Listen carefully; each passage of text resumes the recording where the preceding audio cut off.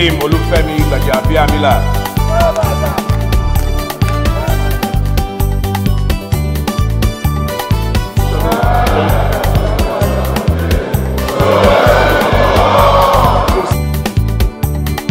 God bless you all.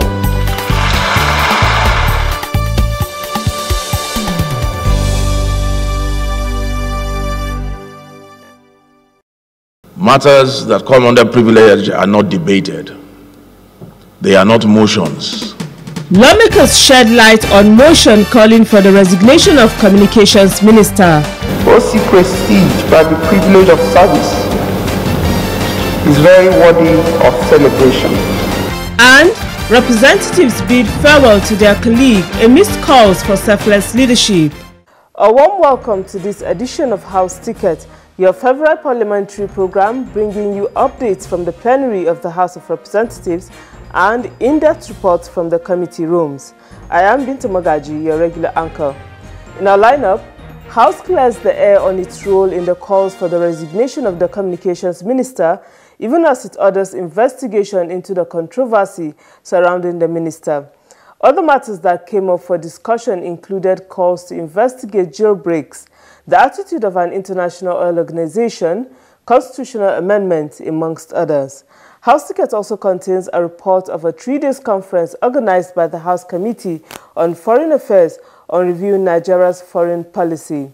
All of this and more coming up after the break. Do stay tuned. If we set our minds right, embrace each other in love and brotherhood, we will come through these troubling times. We will survive, we will recover, and then we will thrive. One nation under God, free, peaceful, and prosperous.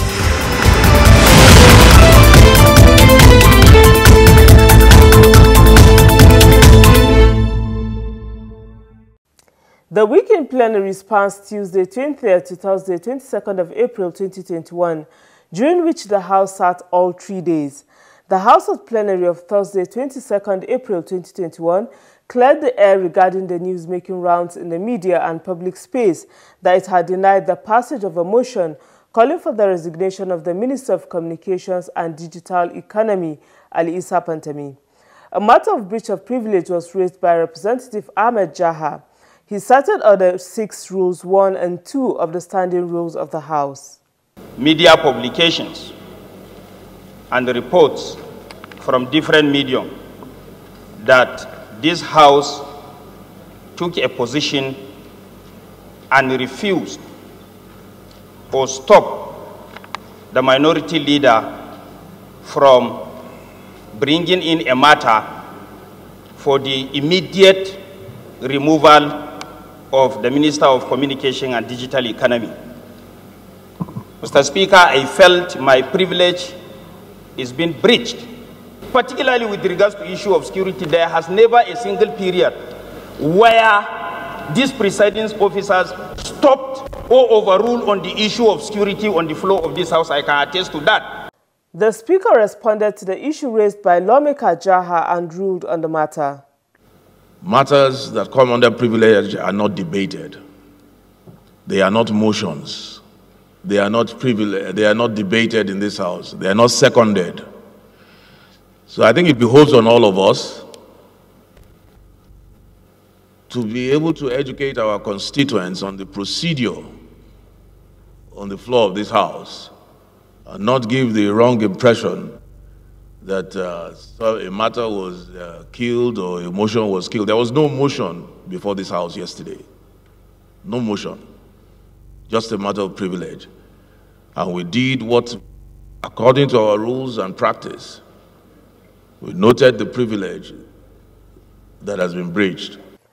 Earlier in the week, precisely during plenary of Wednesday, the 22nd of April 2021, the minority leader Ndudu Elumelu called for an investigation into the link to terrorists of Sheikh Issa Ali Pantami, Minister of Communications and Digital Economy. And the portfolio that he currently occupies gives him the free latitude to administer, coordinate, and manage flow of sensitive information within and outside the shores of Nigeria. And Mr. Speaker, there had been insinuations that he has direct links and personally subscribes to the extreme Islamic beliefs of Al-Qaeda, Taliban, and Boko Haram sects. Evidence compelling the cyber cafes to buttress and lend strong credence to a relationship and existing mutual collaboration between him and the deceased Yemen terrorists. Recently, Mr. Speaker, while the minister was answering questions during his daily Ramadan lecture at Anom Mosque a few days back, he owned up to the fact that he took extreme positions in support of the brutal exploits of Al-Qaeda and the Taliban out of ignorance, claiming that he was young when he did that, but now he's matured. Mr. Speaker, my worry is that I'm a serving member of this chamber, and for the past few days, I've been inundated with calls from my constituents claiming that if it is right that this house that they've always seen talk about insecurity can sit on this floor and tolerate the fact that a serving minister, where there are allegations of him being a member of Al-Qaeda or Boko Haram, owned up and said that he did whatever he did because, as at that time, he was a youth. And he's still serving in this administration. Mr. Speaker, I feel that it would be out of place for me to sit here and allow this chamber not to speak about it and totally call for his resignation or suspension. Moving on to other events of Thursday's plenary proceedings, the lawmakers rejected a bill that came up for second reading. It was titled, "A Bill for an Act to Alter the Constitution of the Federal Republic of Nigeria 1999 First Alteration Act 2010 and the Constitution of the Federal Republic of Nigeria 1999 Second Alteration Act 2010 to make all appeals to the Supreme Court to be by leave in order to reduce workload on the court, expedite hearing and determination of appeals, and encourage efficiency and quality and for related matters." It is reported that the Supreme Court docket is full for about 2 years. This means that litigants who file cases at the court will not have a date for hearing of their cases within 2 years. It is worthy to note that the date for hearing of cases does not mean date for determination of the cases. The Supreme Court is overburdened. Some litigants and lawyers have exploited this loophole and filed all manner of undeserving and unmerited cases and interlocutory applications before the court. This has bogged down the operations and efficiency of the court and in turn slowed justice administration. Members contributed to the debate weighing the merits and demerits of the bill. Anybody not to get to the end of litigation because you want to save the duty of the Supreme Court will be limiting the fundamental human rights of one. If appeal is on leave, we are now selling justice. Assuming the Court of Appeal makes a mistake, how will it be corrected if leave is refused? I think there are some other prudent alternatives regarding the reduction of workload. One is that you can, as is in cases of elections, of members of House of Representatives, members of Senate, House of Assembly, that the appeal court becomes the Supreme Court for that purpose, meaning that there is a finality to action regarding matters arising therein.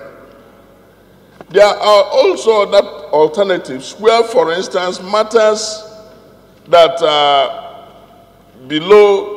above 5 million naira would have to be done by magistrate courts, and anything above 5 million goes to High Court.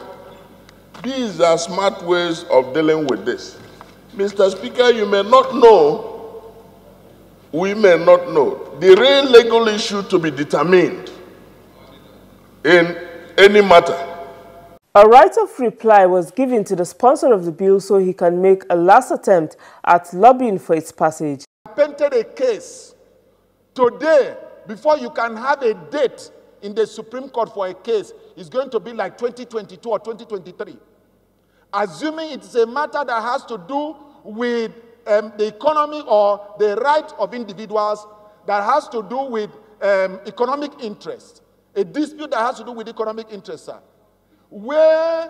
How do we consider the effect of it in the economy for this matter having to be in the Supreme Court for 5 to 6 years in a matter that the court below should have only applied the principle that the Supreme Court has set before now? So it's not only because we want to unburden, we want to take away the burden that is on the Supreme Court by way of these cases. We want to give quick and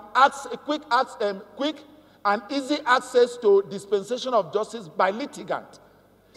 Nevertheless, it failed to scale voting when the question was put. The attempt is maybe if we can limit, but of course the issues that are raised are also germane. It is now for the Constitutional Review to do the right thing, possibly if it's allowed to pass, and send this report back to the House. We still have another opportunity to act, assuming it passes for second reading. Those in favor that the bill be read second and say aye. Those against say nay. The nays have it. For motions considered in the week under review, a matter of urgent public importance urging the House to investigate the incessant jailbreaks across the country with a view to forestalling subsequent reoccurrence was considered. Also notes that in the last couple of years, over 20 cases of jailbreaks have been recorded across the nation, instigated by both internal and external forces. Occurrence of jailbreaks are mostly consequential effects of poor prison management and a situation that best describes the Nigerian correctional facilities, of course, an indication of a failed prison system. The motion was not subjected to a debate. The House adopted the prayers to urge the Controller General of Correctional Services to immediately reinforce the armed squad of the service as part of measures to prevent and forestall future occurrences. Effective collaboration between the federal and state government should be immediate to tackle threats to the facilities, particularly to beef up security around correctional centers nationwide. Also, the Nigerian Corrections Service and other security agencies should intensify efforts to capture the escapees in view of the danger it portend. And the House Committee on Reformatory Institutions has been mandated to investigate in a holistic manner the incessant jailbreaks and the general violation of correctional facilities across the country and provide a status of all correctional centers across the country in order to ascertain the security nature of the centers. The committee is to report back to the House within 60 days for further legislative work. Solidarity, well-being, and prosperity of the Federal Republic.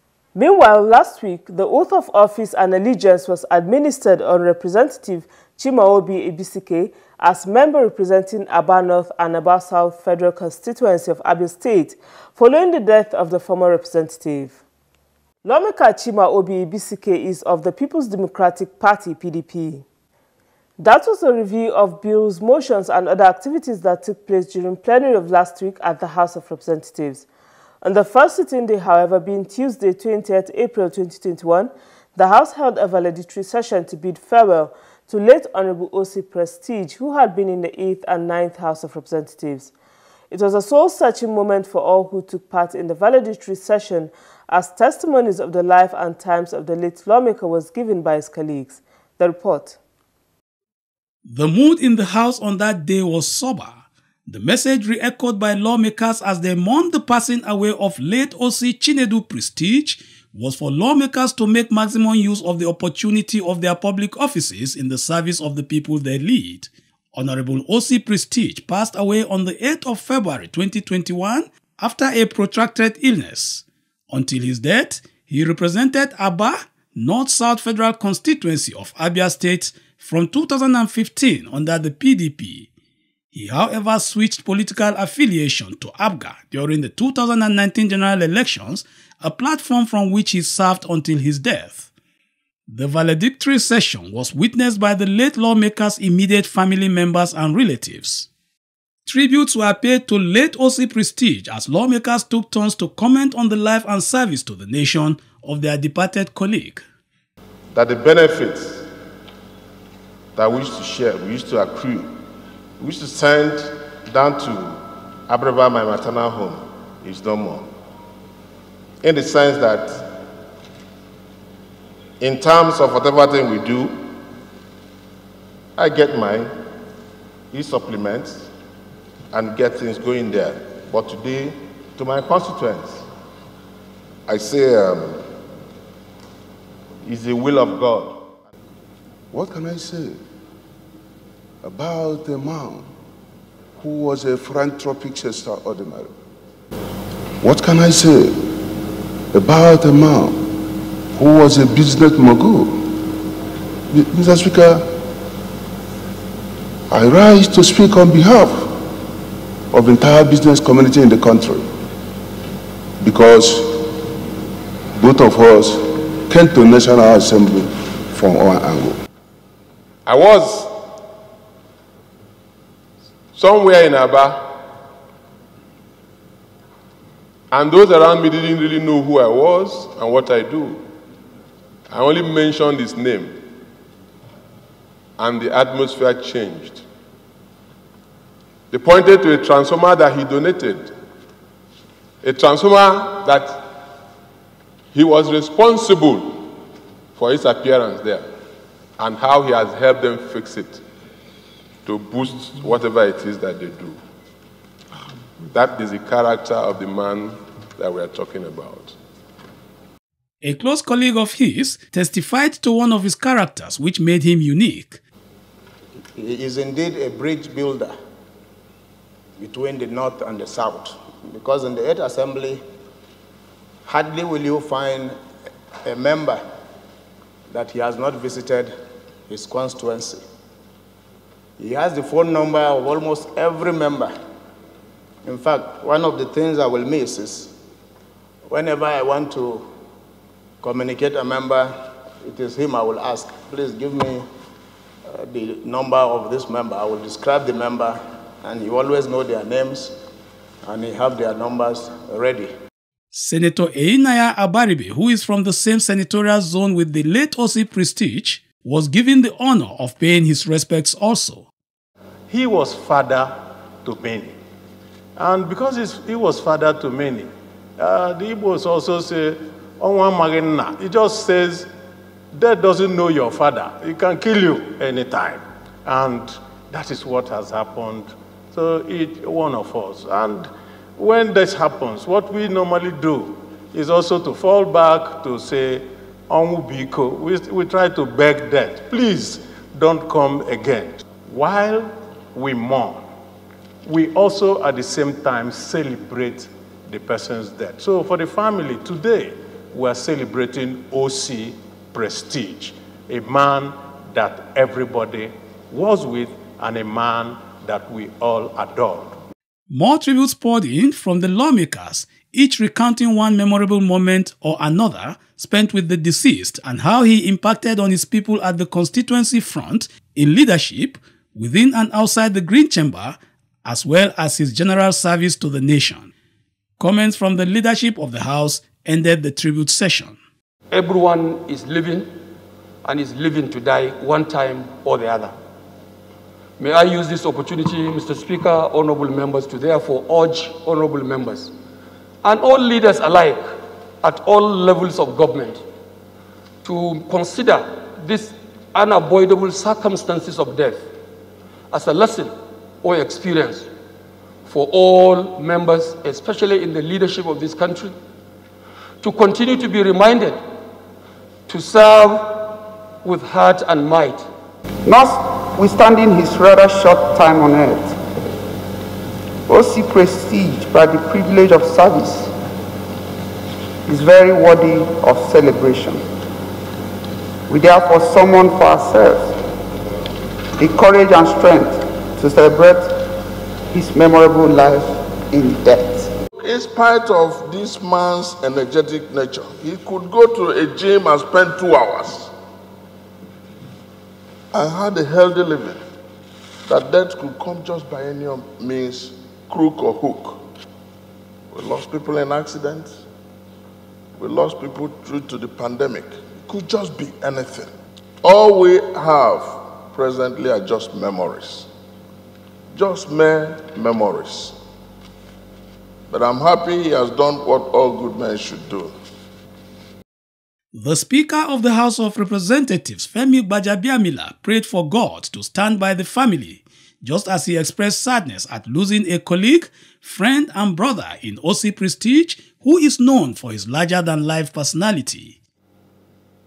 He was a member, and indeed a powerful member of this House, where he served as the Commander-in-Chief of the House of Commons over there. You come to this House with a motion, and at your peril, or you ignore the House of Commons, or you do not talk to them before the motion, you're on your own. And you didn't even need to talk to them. There were several of them, many of them, especially the 8th Assembly. But you only needed to talk to one person, the Commander-in-Chief. And he would rally his troops, and that would determine the fate of that motion. These are the things I want to remember, and I want to smile anytime I think about him. Thereafter, the lawmakers in a procession paid their last respects to the late OC Prestige.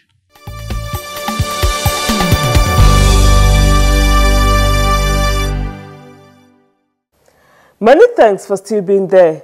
During the week in review, the Speaker, Representative Femi Gbajabiamila, received on a courtesy visit the new Inspector General of Police Usman Alkali Baba at the National Assembly. The new IG, in his remarks before the lawmakers, appealed for special allocations for operations, amongst other issues. One of the most essential things I want to plead for the House of Representatives to look into it is in the areas of fund for operations. Sincerely speaking, day in, day out, beside what we have as allocations, we have problems coming up here and there, and we don't have any account that we can go to. The Inspector General of Police, Usman Alkali Baba, also seized the opportunity to commend the dedication and hard work of the House Committee on Police Affairs towards uplifting the Nigerian police through legislations.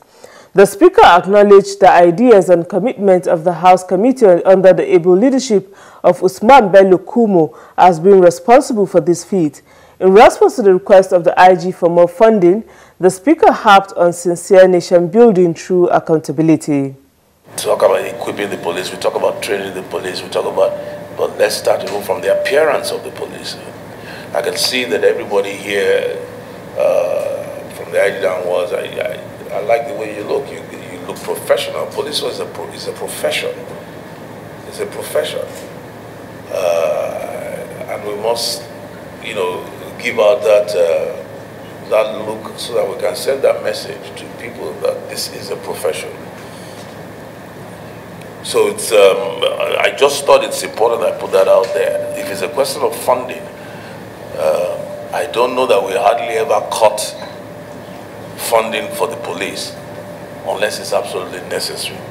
So what I'm saying is that I believe that we do provide these things, but where it gets, as it trickles down, where the problem is what we need to resolve, so that even the policemen that we're trying to protect can feel good about themselves and feel good about what they do.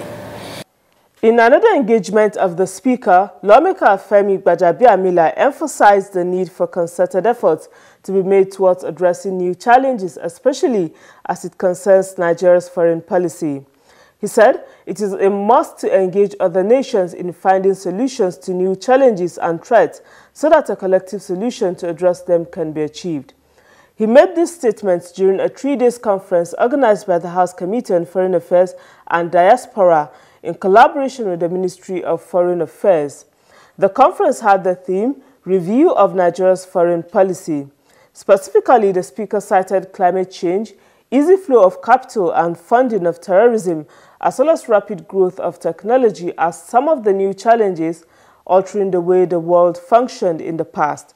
He therefore encouraged establishing values and motivation of foreign policies as a necessary tool to determine everything else, including how Nigeria protects its country from the downside of globalization, while ensuring that the Nigerian people benefit from the opportunities that abound.